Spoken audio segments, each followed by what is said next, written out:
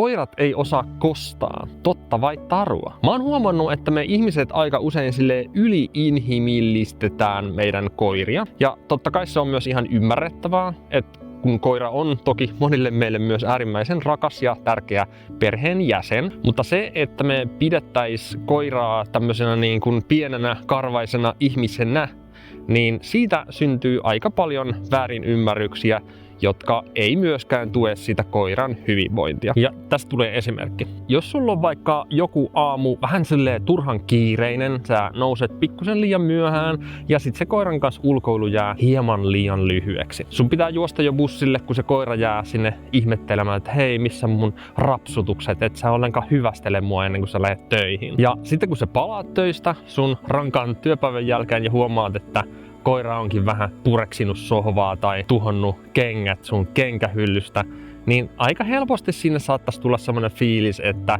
no niin, nyt se sitten kosti mulle sen, että me ei käyty kunnolla pitkällä aamulenkillä. Mutta todellisuudessa koiran aivot ei vaan yksinkertaisesti toimi näin.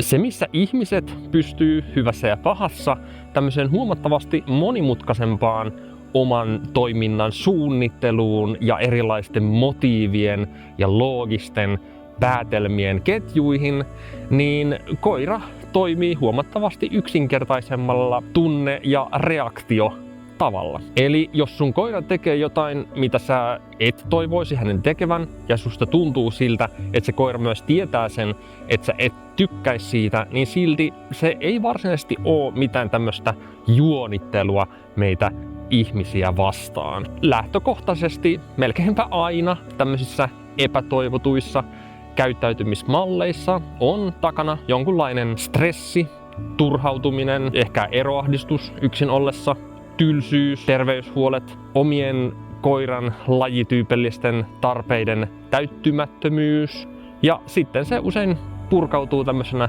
pureskeluna tai muuna epätoivottuna hauskanpitona. Esimerkiksi yksin ollessa silloin, kun kukaan ei ole kieltämässä sitä. Ja se, miksi mä halusin nyt tehdä tästä aiheesta videon, on, että jos koiran omistaja tulkitsee oman koiran toiminnan jonkinlaiseksi kostoksi, niin silloin usein se reaktio siihen muuttuu myös vähän kovemmaksi sitä koiraa kohtaan. Ja se taas lisää sitä koiran stressiä ja usein tekee siitä itse alkuperäisestä ongelmasta vielä paljon isomman. Eli seuraavan kerran, kun sun koira tekee jotain epätoivottua, mistä sä et oikein tykkää, jonka mä täysin hyvin ymmärrän, niin sen sijaan, että ajattelis, että se koira nyt juonittelee sinua vastaan ja haluaa tehdä sinulle epämieluisia asioita, niin kannattaa pikemminkin ajatella sitä asiaa niin päin, että mistä se koira yritti selviytyä tekemällä niin kuin hän teki. Ja jos tätä epätoivottua toimintaa tapahtuu yksin ollessa, niin kuin usein tapahtuu, niin kannattaa ehdottomasti kuvata sitä yksinoloa ja selvittää, että miksi se koira toimii niin kuin se toimii. Eli kuvaa sitä koiran yksinoloa, katso mitä se tekee, milloin se tekee, alkaako se toiminta saman tien kun silmä välttää, eli kun sä poistut ovesta, vai alkaako se vasta vaikka puolen tunnin päästä siitä yksin jäämisestä. Ja nämä on niitä tärkeitä vihjeitä myös siihen, että minkä takia se koira toimii niin kuin se toimii. Ja jos sä kaipaat vielä lisää apuja selvittämään sun koiran mielen sisäistä toimintaa, niin käy ihmeessä kattoon tuolta Digital Dog Sitterin saitilta erilaisia artikkeleita tästä ja muistakin aiheista.